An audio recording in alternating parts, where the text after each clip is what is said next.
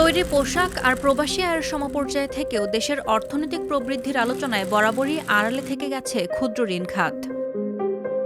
তবে ৪ কোটি গ্রাহকের এই বিশাল খাতকে বাদ দিয়ে অন্তর্ভুক্তিমূলক উন্নয়ন সম্ভব নয় বলে মনে করছেন বিশেষজ্ঞরা। আপনারা এই ধরনের discussion, round table, seminar ৯ June সকালে রাজধানীর কারওয়ান বাজারে প্রথম আলো কার্যালয়ে অনুষ্ঠিত ক্ষুদ্র ঋণ খাতের চ্যালেঞ্জ ও প্রত্যাশা বাজেট ২০২৬-২৭ পরিপ্রেক্ষিত শীর্ষক গোলটেবিল আলোচনা অনুষ্ঠিত হয়। এর যৌথ আয়োজন করে credit and development forum, CDF ও প্রথম আলো। আমাদেরকে নিয়ে ওনাদের বসা দরকার। এতে প্রধান অতিথি ছিলেন অর্থনীতিবিদ ও সাবেক তত্ত্বাবধায়ক সরকারের উপদেষ্টা ও পিপিআরসি নির্বাহী চেয়ারম্যান ড. হোসেন জিল্লুর রহমান। এ সময় তিনি বলেন, দেশের অর্থনৈতিক রূপান্তর, কর্মসংস্থান ও নারীর ক্ষমতায়নে ৩ লাখ কোটি টাকার এই ক্ষুদ্র ঋণ খাত এখন প্রবৃদ্ধির নতুন চালক। বাজেটটা কিন্তু বরাদ্দের বিশ্লেষণগুলো হবে, আমরাও করব হয়তো, কিন্তু আজকের এই মুহূর্তটা অলসো আমাদের অর্থনৈতিক ভবিষ্যৎটা কি, সেই ভবিষ্যতের পথরেখাটা, রোডম্যাপ, এইটা নিয়ে জাতীয় আলোচনাটা দানা বাঁধানোর একটা মুহূর্ত। কিন্তু ওই দৃষ্টিকোণ থেকে আজকের আলোচনাটাকে আমি একটা ইনপুট হিসেবে দেখছি। আজকে আমরা জানি যে ওই যেটা বললাম, দুটি প্রবৃদ্ধির চালক হিসেবে আমরা কথা বলেছি, আরএমজি অ্যান্ড রেমিটেন্স, দুটো কিন্তু হচ্ছে এক্সটার্নাল খাত। ইন্টারনাল খাতের মধ্যে অন্যতম হচ্ছে ক্ষুদ্র ঋণ, এবং আমাদের আজকে নতুন প্রবৃদ্ধির চালক প্রয়োজন। কিন্তু একটা প্রবৃদ্ধির চালক তো অলরেডি আছে, ইন্টারনাল। এই যে ডোমেস্টিক ইকোনমি, পার্টিকুলারলি রুরাল ইকোনমিকে সাপোর্ট করার যেই সেক্টর ক্ষুদ্র ঋণ, এটা I think is a very important. মানে আমাদের এই যে নিউ গ্রোথ ড্রাইভার। একই সাথে এটাও বলবো যে এই যে ক্ষুদ্র ঋণের যে বিবর্তন, এবং শুধু ক্ষুদ্র ঋণের নয়, গ্রামীণ অর্থনীতির যে বিবর্তন, সেটাও আমাদের ফোকাসে নিয়ে আসতে হবে।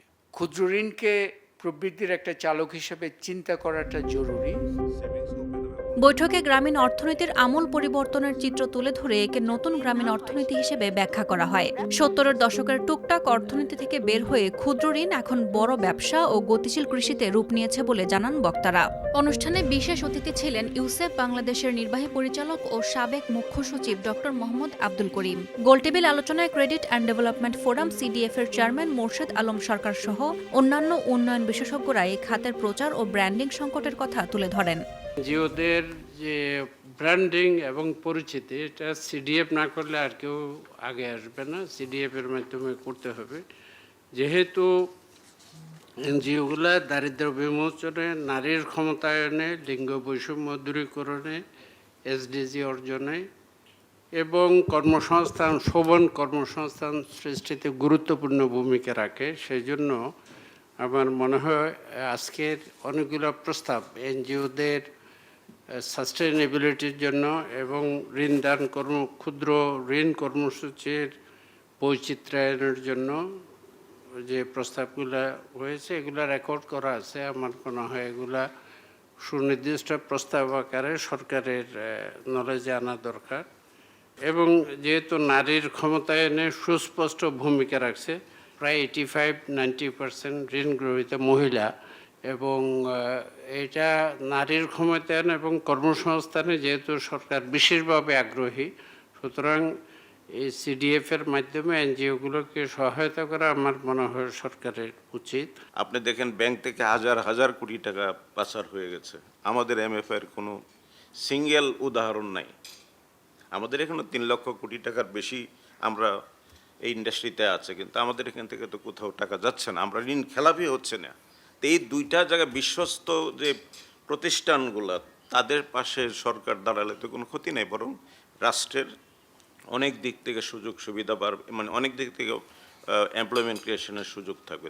আজকের আলোচনার মধ্যে আমি এটাই জোর আবেদন রাখতে চাই যে যেই সেক্টরটা এখনও ভালো আছে, আমি মনে করি যে এই সেক্টর এখনও স্বচ্ছ এবং এটা অনেকভাবেই অনেক অবদান রাখছে।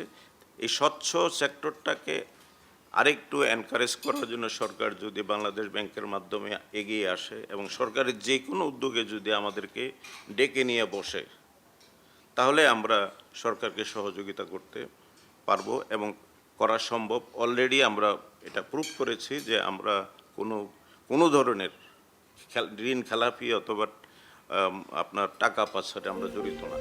গোলটেবিল বৈঠক থেকে আসন্ন 2026-27 অর্থ বছরের বাজেট ও নীতিগত পরিবর্তনের জন্য বেশ কিছু সুনির্দিষ্ট প্রস্তাব তুলে ধরা হয়। এর মধ্যে অন্যতম হল বাংলাদেশ ব্যাংকের কৃষি খাতের 10,000 কোটি টাকার পুনঃ অর্থায়ন তহবিল বাণিজ্যিক ব্যাংকের মাধ্যমে না দিয়ে সরাসরি ক্ষুদ্র ঋণ প্রতিষ্ঠানের মাধ্যমে বিতরণ করা। কারণ কৃষকদের সঙ্গে ব্যাংকের সরাসরি যোগাযোগ নেই। এছাড়া জলবায়ু সহনশীল কৃষির জন্য বিশেষ অর্থায়ন, শস্য বীমার প্রসারে কৃষকদের ওপর থেকে 15% ভ্যাট আগামী 3 থেকে 5 বছরের জন্য মওকুফ করা এবং ব্যাংকে জমানো টাকার বিপরীতে কাটা উৎস কর ফেরত পদ্ধতি সহজ করার দাবি জানান পল্লী মঙ্গল কর্মসূচি পিএমকের জ্যেষ্ঠ উপদেষ্টা এনামুল হক সহ ক্ষুদ্র ঋণ খাত সংশ্লিষ্টরা। নিয়ার অ্যারাউন্ড 4 কোটি পরিবার আমাদের সঙ্গে সংশ্লিষ্ট, তার মধ্যে 90% হচ্ছে মহিলা, এবং 3 লক্ষ কোটি টাকার মতো আমরা ঋণ দেই। আর 1 লক্ষ কোটির উপরে যাদের সঞ্চয় আনি এবং উঠায় আনে সদস্যরা আবার আমাদের কাছে জমা দেয়।